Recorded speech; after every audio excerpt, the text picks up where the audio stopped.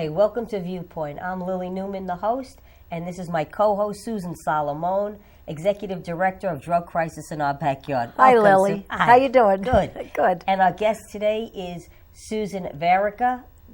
Where did I get Susan? It's you. I'm Susan, Nancy, okay. I'm sorry. Nancy Veriker, who wrote the book Unchained with her son, JP Veriker. Did I get that right? You did, thank you. Thank you. Yes. Thanks for being here. Thank you for having me. Thank you. So, your book, Unchained, how did that come about? We had the good fortune of JP becoming sober 8 years ago, making a choice to enter into recovery. And I felt that that was a great gift. A gift is meant to be shared. And within a year or two of that happening, because people had heard it was a pretty difficult bottom for JP and for our family, that parents were calling me to ask how it happened, how did things get better, what had we done. And after a half dozen phone calls, I started to think, because I am a writer, that to write it down would be a good thing to do.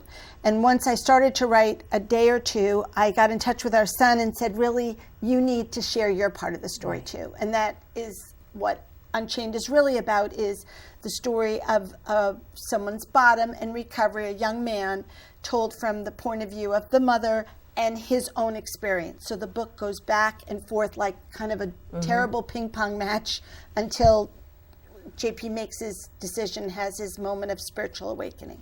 So that's what the book is about. Two voices about a family's addiction crisis and then a family in recovery. It's a great story. Oh, it really thank is. you. It's a miracle. Thank you. Thank you. So, can you tell us a little bit about what was the spiritual awakening about? That really is, the key. That's what so many parents are looking for. What is the spiritual awakening? How can they help their kids get to that moment of spiritual awakening so that they realize that they have to stop using? Well, this happened over a period of years. In 2008, we had JP arrested and thrown out of our home. We were a very normal family, a family that went to church, a family that enjoyed being together, a family that went on vacations together, but our life was unraveling because of JP's addiction, and we were all part of the crisis. Everyone plays a role in it. And ultimately, we sought help from professionals at St. Vincent's Hospital, many other sources of help, and it was really clear that we had asked JP to leave. And JP became homeless. We had him arrested for violating a court order of protection. He slept in a car for a couple weeks in the snow, and he agreed to go to his first rehab. And from there was another 3 years of periods of sobriety, periods when he wasn't, detoxes. He came home at one point. We had him living at the Y. He never moved back into our home. Once we had him leave, we were very resolute, which is very difficult to do, okay? This is the thing that no parent wants to do. It was not easy. But ultimately, after about 3 years, JP's hand was forced to go to one more rehab, and it was while he was there that he just said, I've tried everything.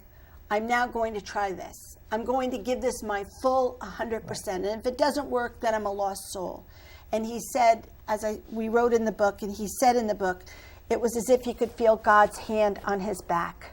And he had a moment where he knew. But it was very long in coming. It was very difficult. And it wasn't simple for him or for any of us. Right. And listening to you, that's a story that gets replayed over and over again. The recovery, the sobriety, the relapse, the sobriety, the relapse. That's that constant until the person has that awakening, whatever it might be, to just say, I can't do it this way, so let me try something else. So if they have the awakening. If they're lucky enough to have it. If they're lucky enough. That's right. And what happens with that constant, the revolving door of being clean and then relapsing is the self-confidence of the person to be able to do it is diminished and diminished and diminished each time. So they're not even sure. They don't even think they can do it. No. I think that is true. Yeah. I think I think that's true. Yeah. I will say that for us, each time we sort of grew in being resolute about boundaries. Right. We realized our love Right. wasn't going to do it. So that in the end, that final Christmas, JP finally had his moment of spiritual awakening in April. But that final Christmas, he was in a flop house. He was calling us on the phone asking for money. And I was told not to send him a dime, not to wire him $20 for a pizza. Right. He was homeless. He was hungry, and we said no. But I was also told that was the way of showing my son love. It wasn't just tough love. Right. That was the best way to love my son. I came to realize I had to love my son differently than how I wanted to. Right. It was a very hard process. We were fortunate enough that it worked. Yes, exactly. We were fortunate enough. That was a gift. That's a gift. Yes. So I understand that you mentioned that you went to St. Vincent's. Yes. So Lillian. Yes. Can we? You Go can. ahead, You you can. say. No, you Well- say it. You have to. I can't. Well- It's well, his anonymity, so you have to. Okay, It's okay. He said yes. When JP was in 10th grade, the middle of 10th grade, he was doing very poorly in school. He was losing interest in things. It was sort of classic what they say about the warning signs. Right. And it was recommended that JP attend voluntarily an outpatient for high school students at St. Vincent's.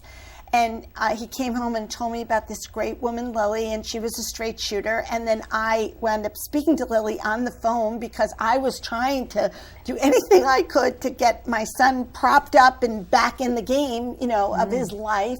And so that was a long time ago, more than 10 years ago, Absolutely. maybe Long time 13 or 14 That's years right. ago when we first met. That's right. And how beautiful that we were able to pick it up again right. this Reconnect. spring. That's right. Our hairdos are a little different. We're a little but- different. A little different. A little different. So in this whole period of time between 10th grade and 6 months ago, you haven't spoken to Lillian? No. No.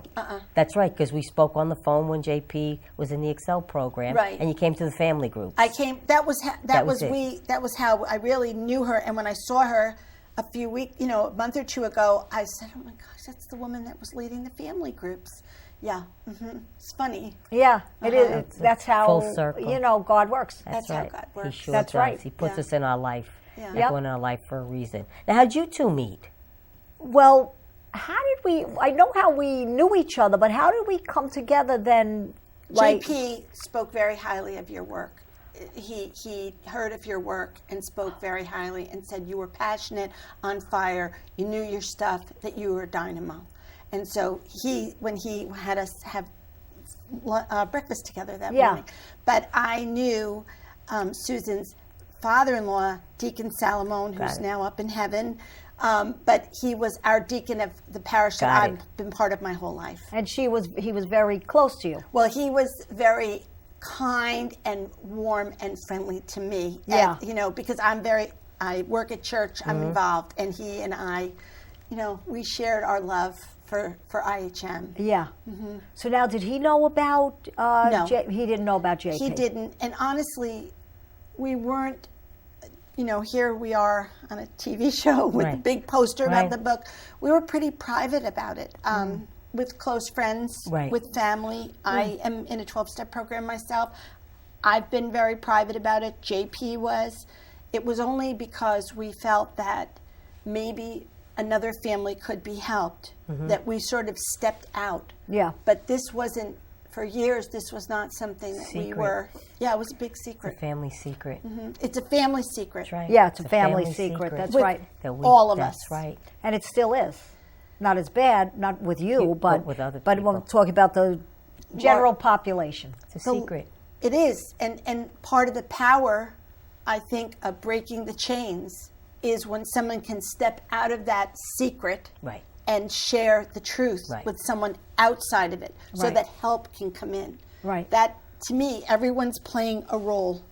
Everyone has their role. And when someone breaks out of their role and help is able to come in, that's the beginning of breaking the power of the chains. Yeah. And Yeah. It's also about speaking publicly about it, because then people who are suffering with it know they're not alone. Right. Yeah, that's And beautiful, that Susan. and so that's really the importance of going out there and speaking about it. Like you were on Megyn Kelly's Today Show. You know, how many viewers watched that? More than 2 million people Right. that So morning. 2 million right. people heard your right. story, and so I would venture to say that 1 million of them are struggling Right. somewhere in their immediate in their touch right. points with someone that is Absolutely. struggling with You give substance someone- use disorder. You give someone when you talk about it. When you talk about, you give someone permission to say "me too" and "can I get help?" Yeah. Wow, Nonverbal permission. That's powerful. But you are a tremendous example of that. Well, You are. Yes, Well, you I, are. it was very before my son passed away. We were very silent about it. It was a secret. Mm-hmm. Okay, so I think that once he passed away, I wanted to. What else could I do? That's right. But tell his story. Right. You know, I wasn't going to sit back and say, you know, he died of a heart attack. He was 29 years old. But to your credit, because some families take the pass Right. on that. Yeah. To your credit, you decided to take this and try to help others with it. Right. I really was. It was about a public outcry, and that there were so many other people that were struggling with it. We needed to That's right. to address the situation. I still feel very strongly about that. That we need people to address it, because unlike the AIDS, think about AIDS. That's right. Okay, how those men stepped up to the That's plate, right. and And they they weren't came give up. out, and they did not give Give up, up. and now Right. they're a protected class. That's right. Okay, and it didn't take that long. No. I mean, this is taking forever. taking forever. Yep. So we need to get the people out. We need to shout it from the rooftops that this is unacceptable. Right. If everyone you meet is right. if I just say it, right, you just say it, and then people start talking about it, right? I did a cottage group anyway, and this young man was telling me that his father's friend, they lived someplace up here in Putnam. 6 people died from a heroin overdose from one small town. It was a bad batch of heroin. The son and 5 of his friends died in one day. I was like, why aren't people screaming about this? Right. You know, and go someplace else. The neighbor's son died. The nephew died, you know. It's just all over. People are dying. Still, I don't get You it. don't get Well, it. People are To quiet. me, addiction is a fear-based disease, and it's a shame-based That's right. disease. And the shame is that I struggled, and I write about it, about how I felt I had just completely failed That's right. as a parent. And that was the most important thing in my life, was being a mother. And I felt for many years that I had failed. And I really believed that. And a lot of mothers do. And that was my shame. Now I feel like, well, that's why I say in the introduction of the book, we made our mess our message. Like Right. there's power in taking your mess That's right. and making it your message. And that's what we decided to do as a family. All of us just said, okay, we'll go ahead and we'll do this. And hopefully someone's helped. A brother, a sister, the addict themselves, a parent, a grandmother. Just that one person would be helped. It would have been worth it. It would be worth it. It would be worth it. It would be worth it. So it's really about education. Absolutely. It's about educating the general population. Any way And- we can. Yep, and educating them on substance use disorder, what That's it right. is, how it's hereditary, that it is not a moral, Failure. it's not a character flaw, Right. and it isn't a moral issue. right. It is it's a disease, and it's a disease that they don't know, but someone could be born with the disease. So even the first use is not voluntary. Right. Right. And people don't understand it. No. People that don't have it don't They understand. don't understand, right? And I think people that have kids, they don't understand it either. They don't understand it's a brain disease. I speak to parents. I go, well, you know, I know my kid's going to smoke and drink, and maybe you'll give him some information, and so maybe he'll know when to stop. I'm like, what? What? It's supposed to be no use. No use before 21. No Right. use. Not a little use. Not a little pot. Not a little alcohol. No use. Oh, well, you know, they're all going to try it. Right. Well, some of them are going to get caught. Yeah, but Not all of them. Not all of them. But I think when parents have that message and tell the kids, then you make it's okay. Right. And it's not okay. Or they turn their eyes. Right. Yeah. This will pass. This will pass. This- It's just a this rite will of shut passage. the stage. Right. Rite of passage. But you're it'll pass. co-signing That's right. onto a set of behaviors. Right. And you're co-signing onto a lifestyle. You're co-signing onto a choice. Right. And if you just have a hard line and say, this is not acceptable, it makes it much easier for the young adult, and makes it easier for you. There's no negotiating here. This is where we stand on it. For the adolescent. Right. Yeah, for the Especially adolescent. Right. Now, so what is your opinion on marijuana, legalization of marijuana? Well, I think marijuana is a gateway drug. And I think it's medically, for some people, you hear about young kids with people with seizure disorders, people with terminal illnesses. Those type of exceptions I've had to think about. Right. But I think to make it generally available is a frightening prospect. That's right. Yeah. Me too. I do. Go on. You go on. No, you go on. I think we're in trouble. And I think what we need to do is decriminalize it, absolutely, but we don't have to make it legal to decriminalize it. And I think that's what people are making that mistake. And we shouldn't have recreational marijuana use. No, we don't know what is going to happen down the road. I mean, right now there's a lot of talk in the schools about vaping. Right. Okay, so vaping, is it like e-cigarettes?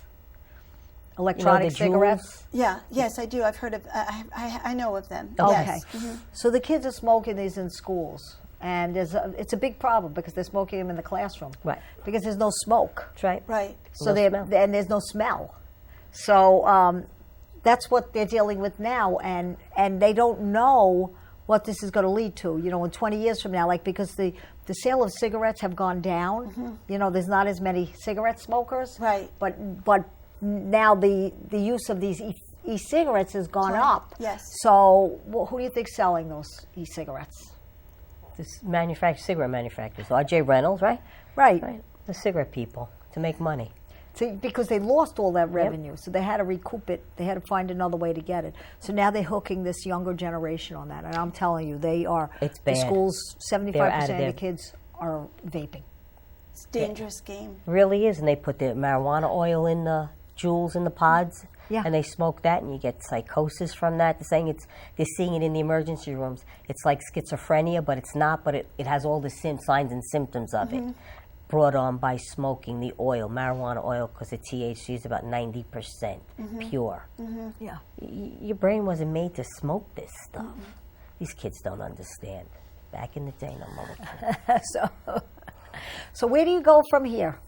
Well, we're just trying to share the message of our book, and it's a message of hope.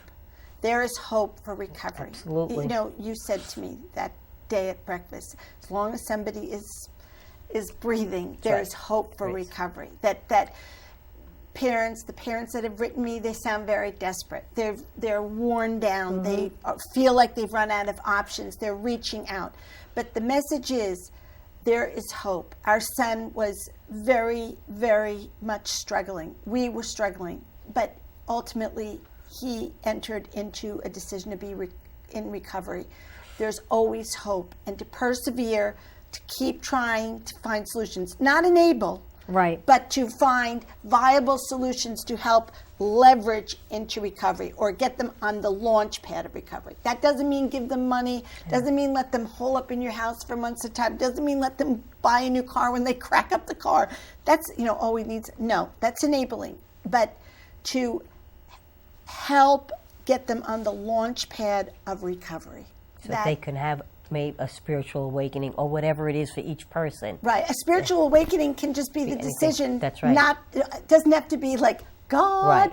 A spiritual awakening is a decision within yourself to start a new life. Right. That's what I mean by spiritual awakening. Yeah. It's not. Right. It's Not not be a religious. churchy kind Right. of thing. That's not church language. It's about in yourself saying, I do not want to be an addict. I want to change a day at a time. That's the other part of it. It's not forever. Right. It's only for this period of 24 hours. That's the only That's it. choice you have to make. Right. I For believe many in of that them, very it's for strongly. every 5 minutes. Right. For 5 minutes. For 5 minutes at a time. Right. Yeah. So Yeah. How can people get in touch with you, Nancy? Well, I have a website, Okay. nancyveriker.com, and there's ability to reach me that way. And on the website is sources for help. It's a little story about the book, information about JP and I do write a weekly blog that is recovery driven. To me, recovery is a way of life. It's interwoven in everything I do. So when I blog about recovery, it's sort of interwoven in the fabric of what my life is. And I like to share that with others, that point of view. But I would love, if someone wants to reach out, we would love to hear from them.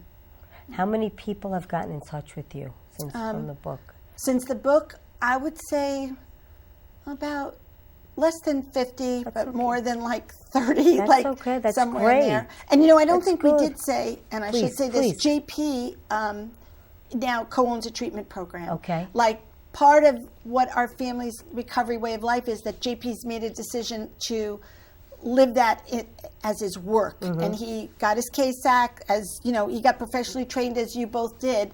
And that's where he's put all his efforts into helping others through his work. And that's his passion. I'm proud of him. Well, I'm proud of him. Lily. Yeah, all these kids that I see that are in recovery, they're just proud. Yeah, and it's not easy. It's not easy. No, so JP is in Boston? Boston. It's called... You can say the name. Okay, Northeast Addiction Treatment Center. He's a co-founder, and they do good work. And is it outpatient? It's outpatient. It's IOP. They're opening a detox. They have beds for people to stay in. It's sort of, I think, on every level. And they have an alumni program. He was telling me about it. That's just amazing. Alumni program being when you're done with treatment and you're still living in the area and you're living in sober housing. Right. It's a way to keep the Connected. group, people together. That's and right. they do things that I hadn't heard other. It was very innovative. Okay. Yeah. Yeah, because they bond with the people that they Came up with. Yeah, they Yes. come up with, and in many cases they are out of their area and then they leave the area. So it's good that they stay in the area, that they're sober living connected to it. So I know he said that he has sober living connected with his Right, place. connected with it. He doesn't run it, but he No. knows who they are and Right. he refers out to them. That's really important. It's, So when JP got sober, Dr. Cipriano at St. Vincent said to us, he cannot come home. Right. He has to. At the time, JP was in Florida. Things are a little different in Florida now, but at the time, he was in Florida and he stayed in Florida. JP did not come home. It's very important to try for people to disassociate themselves from where they were using. Yeah. As a parent, I wanted my son back. Right. Well, no, Right. that wasn't going to work for us. right. So, You know why? Because there's all those triggers there. thousands of triggers. They come home and there's triggers. When I think about that with my son, how I brought him home every time, and like he had used every room in the house, so every room was a trigger for him. Right. Not to mention the relationships. Right, the The relationships. relationships themselves were triggers. That I felt that JP coming back into our family at that point when he was still so young in his sobriety wasn't good for any of us. Right. No. Because Right. we had to find our own way That's right. too. Yeah. That's Like, right. It's a family disease. yeah, it's a family disease. Everyone's affected. Yep. And Yeah. the family all has to get treated Yeah. one way or another. Yeah. So I'm going to want to take that. I would like to get that information about his recovery center, so I could put it on our website as a resource. Thank you. Yeah, that would be great. that would be good, and we should go visit. We will go visit. We'll go tour there. We'll go wanted you to- tour. he- We he will. would love you to go. We'll We'll have set the up a summer date. off. Okay, We'll do it. Let's do. We have the set- summer off. We have the Road trip. summer off. We'll go on a road Road trip trip. in July or August. That sounds good. We'll go to Boston. We'll go to Boston. We'll spend That's the it. night. We'll go to the Millennium. All righty then. I love that Wherever too. you love go, that I hotel? go. Can I know? I love You can join us. This is truly. This is amazing. I love it. This is I what- love it. This is what it's supposed Yeah, to be. we will go to the Millennium. It's a nice hotel. Do you know it? It's No. right near Faneuil Faneuil Hall. Hall. Okay. And then, JP's Northeast is right out, like 5 minutes, 6, 7, 8 minutes. The last outside time of I was in Boston, they were just building that center there. What's that center called? The shopping thing. Faneuil Hall. Then that's the first. That was Yeah, it. They only Faneuil had Hall. the top. of one part of it. That was it. Maybe They would that's love to have you there. We'd love They would that. love Yeah, to we'd have you love to there. go there. We'd love to go. We'll get Yes, in your car and off you will go. be very good. It'll be a nice trip. I'm looking forward to it. Okay, actually. we'll tell JP we're on our way. All right, and as far as you know, what are your plans? So you have the website. What are you thinking about going forward? Like intuitively, what do you think would be your next move? I'd like to work more closely with families. I feel that it's an odd, like a strange gift that we've been given, the gift of recovery. Mm-hmm. It's a gift I want to share. It's a strange gift to have gone through a very difficult time, but I would like to be able to use our experience, our strength, and our hope and help other families find theirs. Right. That is intuitively what I would like to do. Yeah. Right now, I would just like to get the word out about the book so that people can read it. Mm-hmm. But further down, well, even I would like to work more closely with families. Okay. And people get in touch with you. Which camera? Just say where they can get in touch with you one more time. At my website, Nancy Veriker with a V.com. And it's Unchained. The book's Unchained, Our Family's Addiction Mess is Our Message. Thank you. Thank you for being thank you. here. So it was very Thank nice you. having you, Really and was. I'm sure that you're going to continue to advocate for this, and we will let you know when there are things coming up where you can advocate. Maybe go to Albany or talk in Albany, and I have you on my site now. I put Susan, you on I want to today. be on your site. I want to be Be on. on I your want to be site. on your site. That's a good place to be. Yes, it is. She's Yeah. amazing. And I did write a blog about Susan. If you look on my website, there's a great blog Thank about you, Nancy. Susan. But together we can make a difference, That's right? it. Together we Absolutely. can make a difference. We most Separately, we certainly really can. can't do anything. Can't We do really anything. can't do anything. But the so. community together That's it. can. Yep. It's a we program. It Yep. absolutely Yep. is. And I think we're making small inroads. Right. Little ones, just like us, like JP, like you, like me. Yep. 2.5 years we've been doing this show. Yep. Amazing. That's something, Yep. getting the message out, and you go your And then way, we're I gonna go take my the way, we summer go- off. Take the summer off. We'll and be back just in go. September. So